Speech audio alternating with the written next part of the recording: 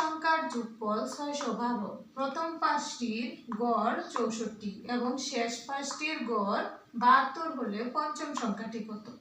তাহলে এখানে দেওয়া আছে 9টি সংখ্যার যোগফল, আর প্রথম পাঁচটা সংখ্যার গড় দেওয়া আছে এবং শেষ পাঁচটার গড় দেওয়া আছে, সংখ্যাটা বের করতে হবে। তাহলে আমরা প্রথমে লিখতে পারি প্রথম পাঁচটির গড়, পাঁচটি সংখ্যার গড় যেহেতু দেওয়া আছে, পাঁচটি সংখ্যার গড়, প্রথম পাঁচটি সংখ্যার গড় দেওয়া আছে, তাহলে আমরা যোগফল বের করব।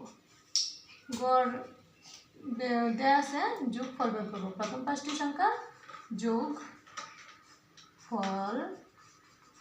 সমান কি হবে? কত দেওয়া আছে? 64 পূরণ 5 সমান কত হবে? তাহলে 5 4 20 0, হাতে আছে 2, 5 6 30 আর 2 32, 320। এটা হচ্ছে প্রথম পাঁচটি সংখ্যার যোগফল।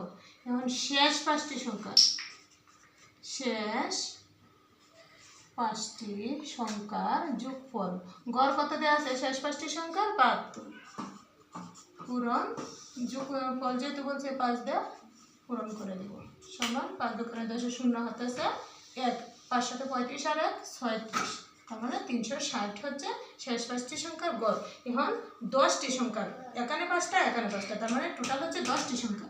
সুতরাং 10টি সংখ্যার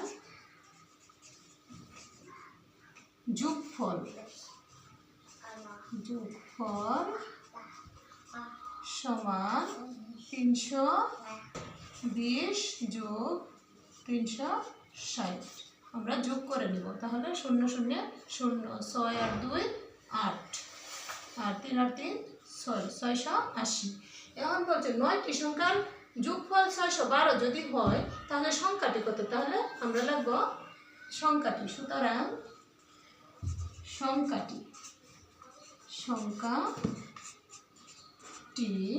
সংখ্যাটি সমান কত হবে?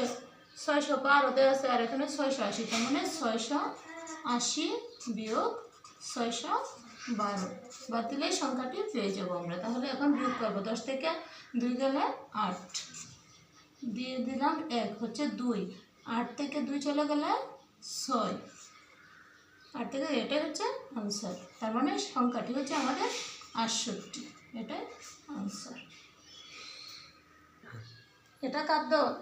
এটা খাদ্য অধিদপ্তরে আসছে এবং বিভিন্ন পরীক্ষায় আসতেছে। বিগত প্রশ্নগুলো আমরা অ্যানালাইসিস করে বের করেছি।